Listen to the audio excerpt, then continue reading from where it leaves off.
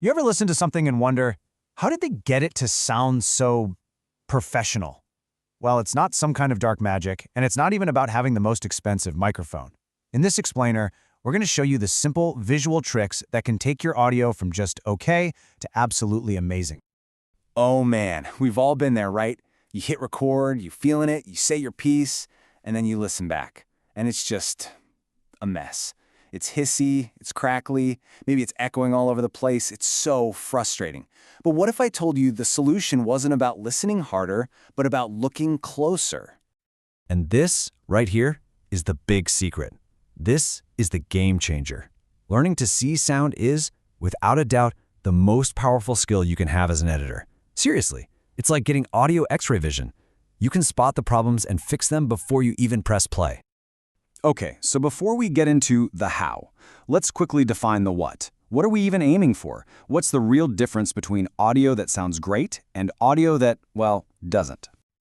Here's a way to think about it. Good audio is like a bright, clean, comfortable room. Everything is clear, you can hear every word, it's consistent and just easy to be in. Bad audio, on the other hand, is like a damp, messy basement. It's noisy, things are buzzing, maybe there's a weird echo.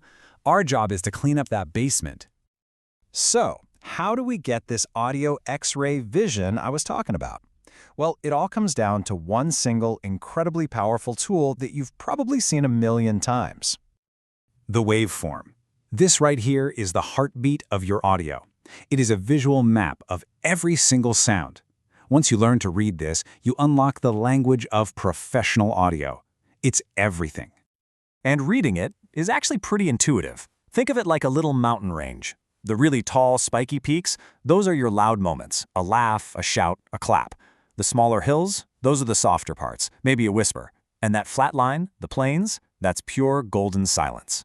See? It's that easy. But here's where it gets really useful. The waveform is a dead giveaway for problems. Let's take noise. You know that constant shh sound from an air conditioner or a fan? Visually, that looks like a thick, fuzzy line, kind of like a little caterpillar crawling across your timeline, even in the parts that are supposed to be silent. If you see that, you've found your first problem. And then there's the biggest villain of clean audio, distortion. That awful, crunchy, crackly sound that just hurts to listen to. It has a super obvious signature. Instead of nice rounded peaks, you see these ugly, flat, squared-off tops. That is a giant red flag that your audio was recorded way too loud. This is called clipping, and it is your worst enemy because it's permanent. That flat top means the audio information was literally chopped off and it's gone forever. You can't get it back. This is why getting it right during recording is so important. Okay, so we know how to spot the problems. Now for the fun part. How do we, as editors, take control and shape the audio to create an experience that's not just clean, but actually engaging? First things first, let's clear up a super common point of confusion. Volume and loudness are not the same thing. Here's the deal. Loudness is what we control as editors inside the file itself. Volume is what the listener controls on their phone or their speakers. We build the potential for it to be loud, they decide how loud to make it. And the main tool we use to control that loudness is something called dynamic range. It's just a fancy term for the difference between the absolute quietest parts and the absolute loudest parts. Mastering this lets you control the entire emotional journey of the audio. And you use it differently depending on what you're making. For something like a podcast or a tutorial, you want a low dynamic range. See how the waveform looks more like a solid block? That keeps the listening experience even and easy, so nobody has to keep adjusting their volume.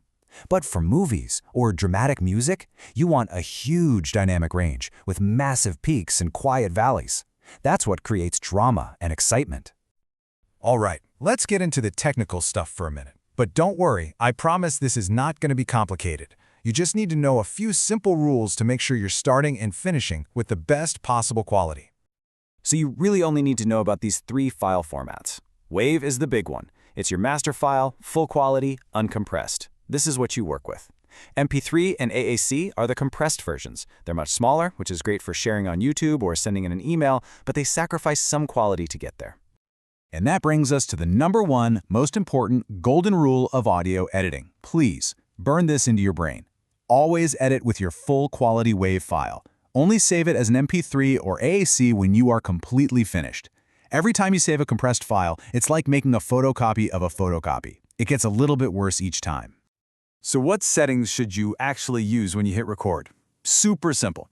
For sample rate, just use 48 kHz if your audio is going with any kind of video. It's the standard. For bit depth, choose 24-bit. Think of bit depth like the number of crayons in a coloring box. 16-bit is a small box. 24-bit is the giant box with way more colors. It just gives you more detail and a cleaner sound.